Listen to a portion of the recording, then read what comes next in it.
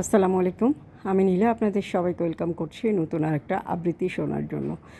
আর আজকে আমি আবৃত্তি করব কবি জীবনানন্দ দাশের কবিতা বনলতা সেন।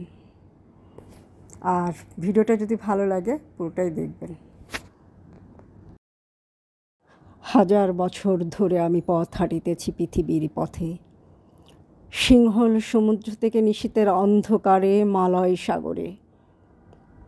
অনেক ঘুরেছি আমি বিম্বিসার অশোকের ধূসর জগতে। সেখানে ছিলাম আমি আর দূর অন্ধকারে বিদর্ভ নগরী। আমি ক্লান্ত প্রাণায়াকে চারিদিকে জীবনের সমুদ্র সফেন। আমার দুদণ্ড শান্তি দিয়েছিল নাটোরের বনলতা সেন। চুল তার কবেকার অন্ধকার বিধিসার নিশা, মুক্তার শ্রাবস্তির কারুকার্য।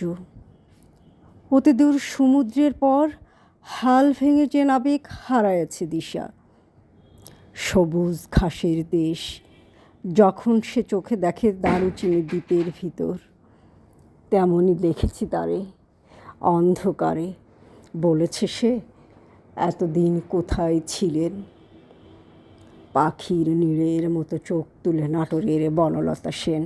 সমস্ত দিনের শেষে শিশিরের শব্দের মতন সন্ধ্যা আসে, ডানার রৌদ্রে গন্ধ মুছে ফেলে চিল। পৃথিবীর সব রং নিভে গেলে পাণ্ডুলিপি করে আয়োজন। তখন গল্পের তরে জোনাকির রঙে ঝিলমিল।